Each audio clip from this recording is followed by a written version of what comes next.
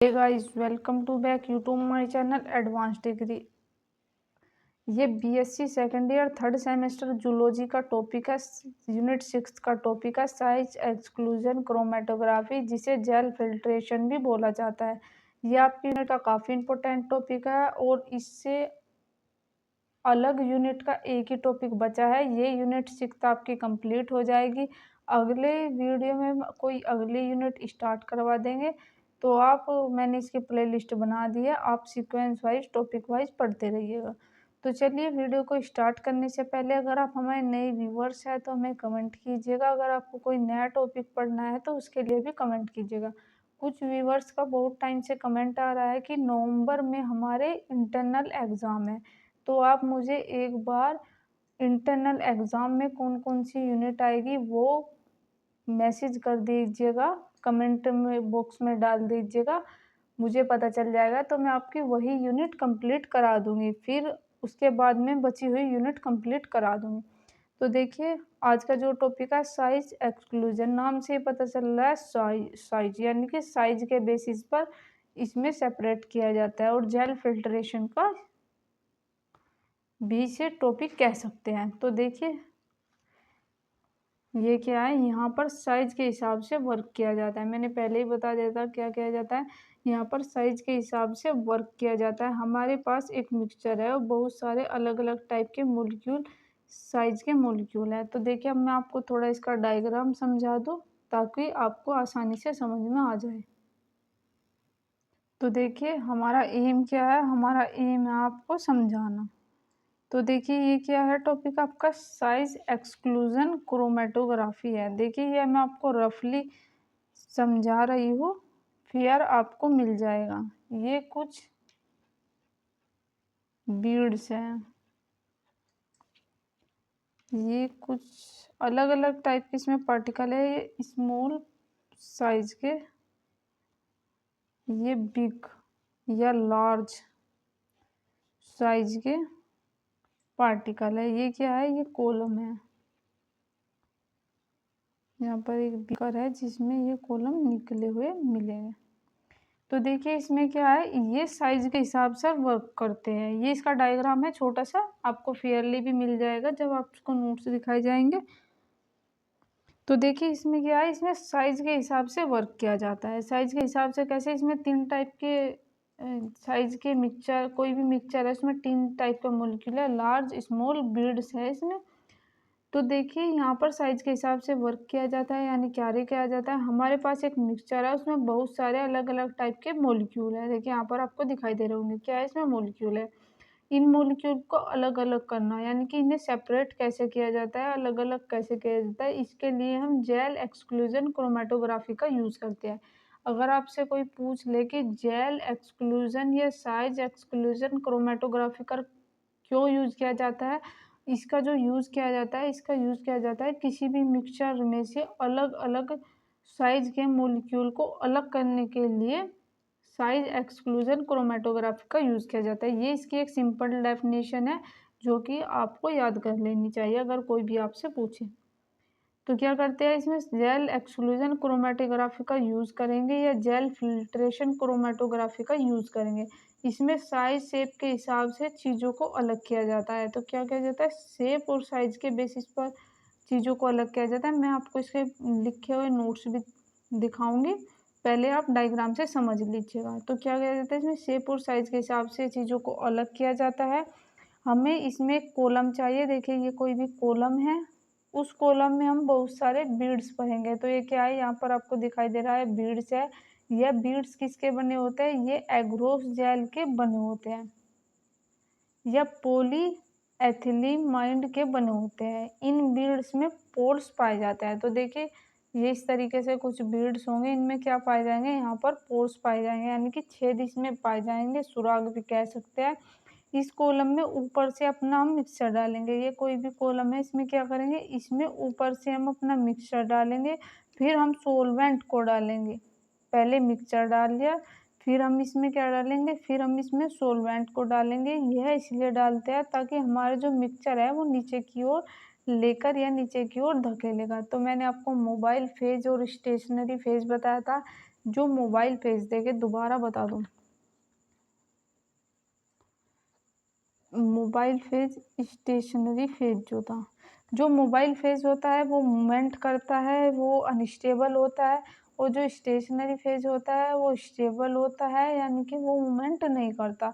तो यहाँ पर बताया गया मिक्सचर को डालेंगे, सोलवेंट डाला, तो इनका क्या काम होता है, इनका कार्य होता है नीचे की ओर धकेलेगा, जो सोलवेंट है वो नीचे की धीरे धीरे जाएगा, उसी के साथ ये मिक्सचर भी नीचे की ओर जाएगा। तो जो मोलिक्यूल होंगे वह बीड्स के अंदर नहीं जा पाएंगे, यानी कि जो मान लीजिए बीड्स है, देखिए पोर इतना है, इतना बड़ा कोई भी मोलिक्यूल है तो वो बीड्स के अंदर तो नहीं जा पाएगा। कोई स्मॉल साइज का होगा तो वो क्या होगा, वो इसमें आसानी से अंदर फिट हो जाएगा। तो जो बड़े होंगे वो अंदर नहीं जा पाएंगे, क्योंकि बीड्स के जो पोर होंगे वो छोटे होंगे।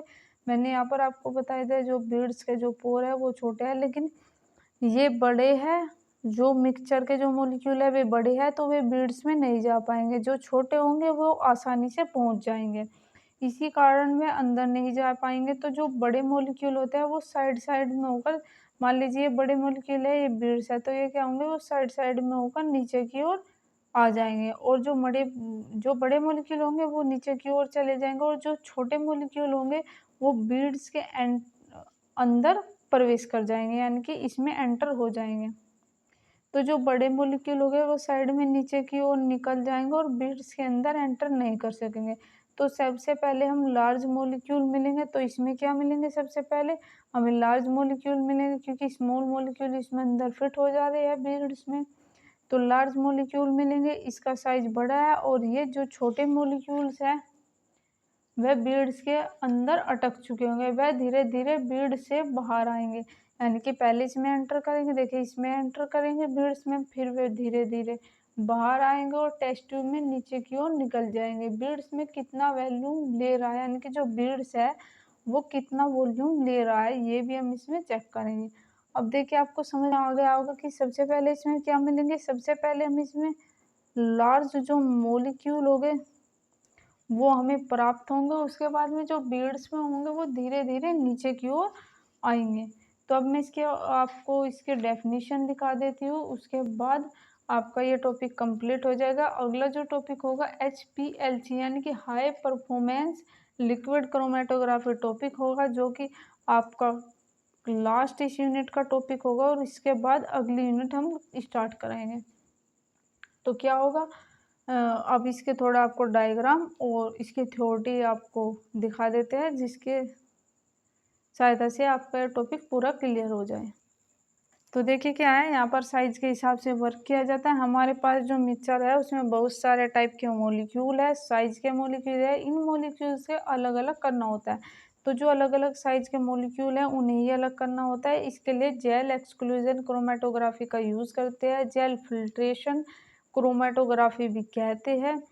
इसमें साइज और शेप के हिसाब से चीज़ों को अलग करते हैं। तो क्या कहते हैं, इसमें सेज और जो शेप और साइज के हिसाब से चीज़ों को अलग किया जाता है। हमें इसमें एक कॉलम चाहिए, उस कॉलम में हम बहुत सारे बीड्स को भरेंगे। मैंने अभी आपको पीछे डायग्राम बनाकर दिखाया कि किस तरीके से करेंगे, इसमें भी आगे डायग्राम दिखाएंगे जो कि आपका क्लियर हो जाएगा टॉपिक। बीड्स में भरेंगे, यह बीड एग्रोस जेल के बने होंगे या एथिलीन माइन के बने होंगे, जो कि बीड्स के पोर पाए जाते हैं। इन कॉलम में ऊपर से अपना मिक्सचर डालेंगे, मैंने बताया था। फिर हम सोलवेंट डालेंगे, सोलवेंट इसलिए डालते हैं ताकि यह हमारे मिक्सचर को नीचे की ओर ले जाए। मैंने अभी बताया था आपको स्टेशनरी फेज, मोबाइल फेज के बारे में बात हो रही है, जो कि नीचे की ओर ले जाते हैं।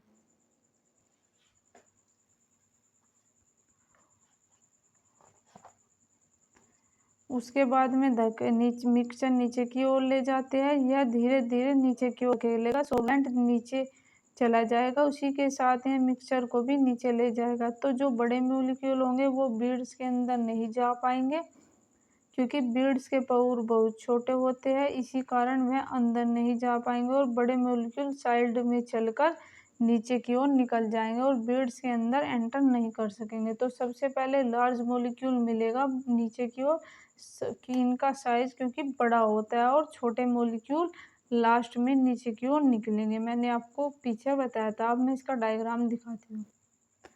तो छोटे मॉलिक्यूल लास्ट में निकलेंगे, वह बीड्स में क्योंकि अटच चुके हैं, वह धीरे धीरे बीड्स में से बाहर आएंगे, फिर उसके बाद टेस्ट ट्यूब में नीचे आएंगे, फिर ये नीचे की ओर निकलेंगे। बीड्स में कितना वॉल्यूम ले रहा है, देखिए ये इम्पोर्टेंट है कि जो बीड्स है वो कितना वॉल्यूम ले रहा है। V X is equal to V D of volume, यानी कि इसका मतलब जो है वो वॉल्यूम कितना ले रहा है। जो कॉलम में जितना खाली स्पेस है वो V zero is equal to volume plus void. जो टोटल कॉलम का वॉल्यूम है वो कितना है, वो V T is equal to V X plus V nought V E amount of solvent required to elute solvent. तो ये इसके कुछ फॉर्मूलेज थे। देखिए अब ये इसका डायग्राम आपको दिखाए, ये बीड्स है, ये बीड्स है, ये कोई भी ऊपर से हम सोलवेंट डालेंगे, इसमें स्मॉल साइज के मॉलिक्यूल है, लार्ज साइज के मॉलिक्यूल है, ये कॉलम है, और इसमें हम सोलवेंट को डालते हैं, अपने मिक्सचर को डालते हैं, और कुछ बीड्स में एंटर कर जाएंगे जो छोटे मॉलिक्यूल होंगे। जो बीड्स में जो पोर होता है उससे जो बड़े मॉलिक्यूल होंगे वो साइड में होकर नीचे की ओर निकल जाएंगे पहले नंबर पर ही, यानी कि जल्दी नीचे की ओर निकल जाएंगे। और जो पोर्स में अंदर एंटर कर जाएंगे वो बहुत लेट नीचे निकलेंगे, वह धीरे धीरे बीड्स से बाहर आएंगे, उसके बाद टेस्ट ट्यूब में नीचे की ओर निकल जाएंगे। यानी कि पहले जो होगा, जो फर्स्ट नंबर पर होगा वो लार्ज मॉलिक्यूल बाहर आएंगे, जो दूसरे नंबर पर होगा वो स्मॉल मॉलिक्यूल, जो साइज के जो मॉलिक्यूल होंगे वो रिमूव होंगे। पहले लार्ज मॉलिक्यूल होंगे, दूसरे नंबर पर स्मॉल मॉलिक्यूल, यानी कि स्मॉल साइज के मॉलिक्यूल जो होंगे वो नीचे की ओर आएंगे।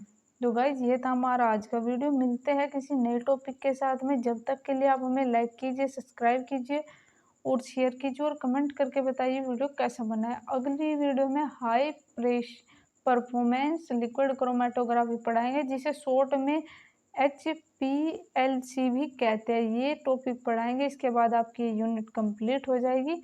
जब तक के लिए आप हमारे चैनल पर जुड़े रहिएगा। तो थैंक यू गाइज।